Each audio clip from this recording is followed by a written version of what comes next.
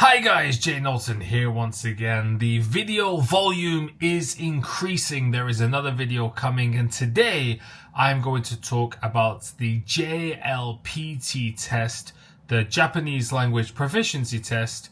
Even I just said the JLPT test, which is the T is for test, so I just said Japanese language proficiency test.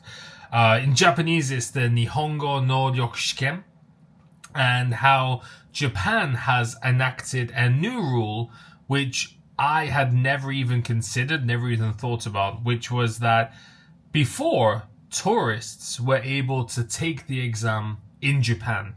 And that is something I'd never even considered before. But there are some things that make sense and some reasons why this rule coming into effect is good.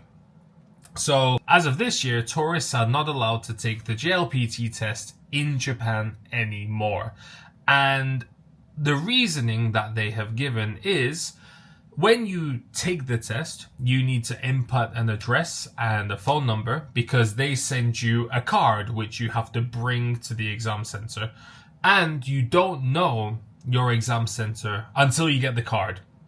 So they don't post it online. Is there a more efficient way of doing this? Probably. They do the same thing with the TOEIC exam and the Chinese HSK exam as well. They give you a paper that you have to physically take with you.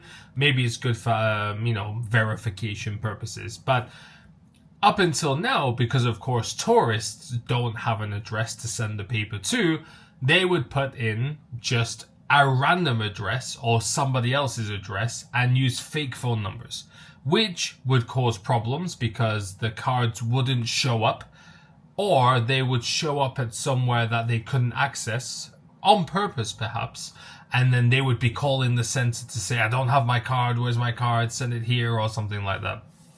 In that regard, I kind of understand why maybe banning tourists from taking the test would be a good idea under the preface that that is how the test is performed.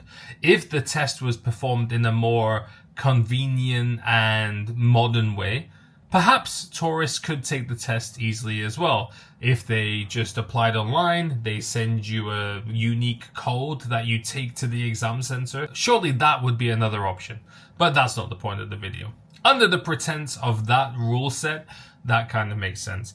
However, I looked at the comments of the Facebook post of the Japan's Time article, which gained a bit of perspective. I'm going to put the comments on the screen, but I'm also going to read them right now.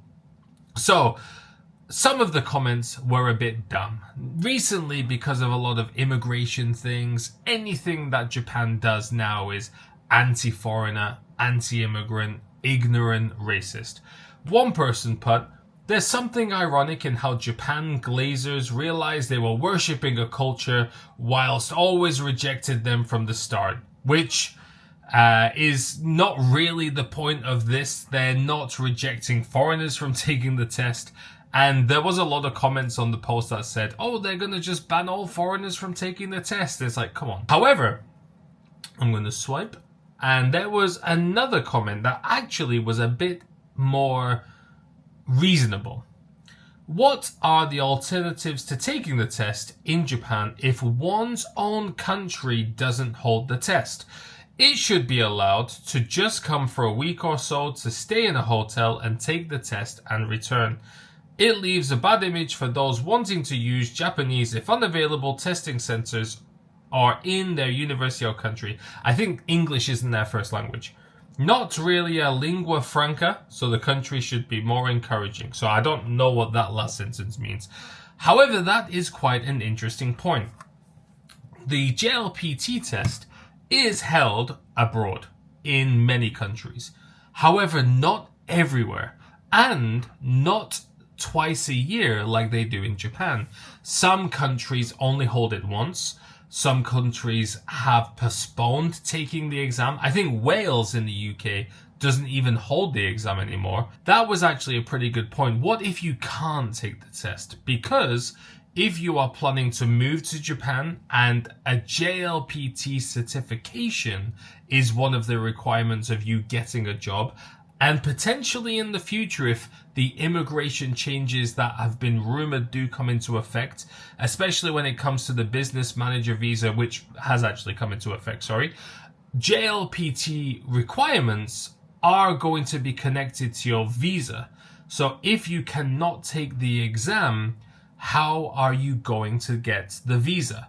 So maybe there are going to be things that will come into effect later, which may allow people to take the exams online. I know the IELTS exam can all be held in your own home or in a testing center on a computer. It is 2026. There should be more ways that we can do exams nowadays using computers, technology, AI, security checks to make sure you're not cheating. It can be done. And it can't be a cost issue because apparently like 1.4 million people took the JLPT last year and the exam is not cheap. It has gone up in price. I think the cheapest exam is $50. So if you're talking $1.4 million multiplied by 50, that is around $70 million of income for the JLPT test. Let that sink in about the true meaning of the test. But yeah, what do you guys think? Do you think tourists should be banned from taking the test? Do you think it excludes some people from being able to take it? Do you think there should be changes to the JLPT? Let me know in the comments down below. Thank you all for watching, guys, and I'll see you all next time. Goodbye.